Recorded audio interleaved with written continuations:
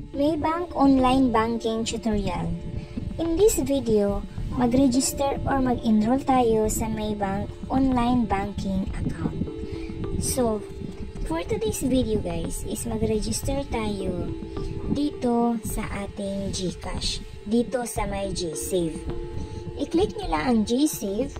Pag na-click nyo guys, kung nakikita nyo is loading pa. So, wait lang natin hanggang mag-okay siya.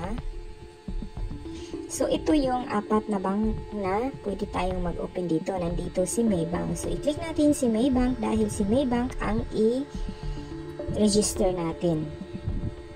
Pagka-register mo dyan, i-open mo lang muna ang I agree. I-click mo yan. Then, open an Easy Save Plus account.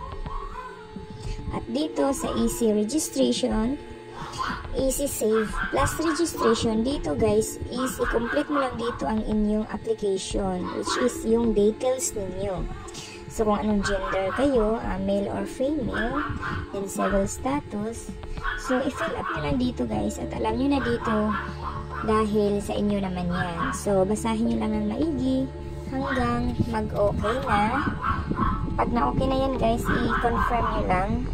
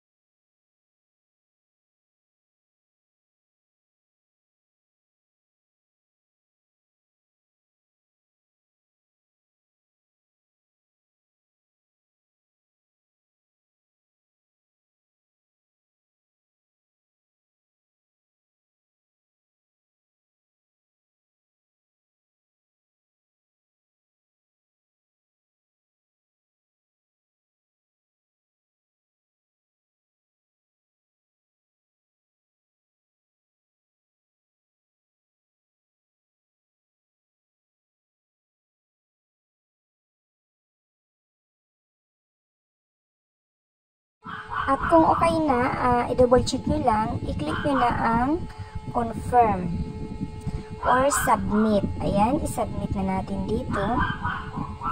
So, kailangan pa pala natin dito ang monthly income. Then, now, click submit. Ayan, okay na to guys. Click na natin ang submit. At dito yung confirmation submit na makikita. Double check lang natin.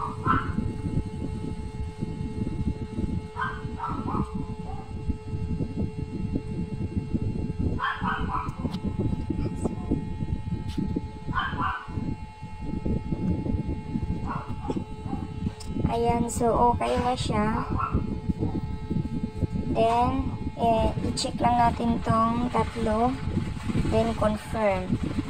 At kung may ma-receive kayong code, enter nyo lang dito. Yung code is marireceive nyo sa inyong pinaka-mobile number na naka-register sa GCash. Ayan. Ayan na, congratulations, you have successfully opened your EasySave Plus account. So, as you can see, may message akong nare-receive dito sa aking mobile number na Maybank na ako'y successfully registered na at may account na ako sa Maybank. So, ganun lang siya ka-easy guys kung paano tayo mag-register sa Maybank account. So, punta lang kayo sa GCash, doon na lang kayo sa GC mag-open account. Ayan na siya guys. So, as of now is zero maintaining balance pa siya. So, kailangan natin dito mag-deposit or kung may extra tayo, pwede na. So, thank you for watching.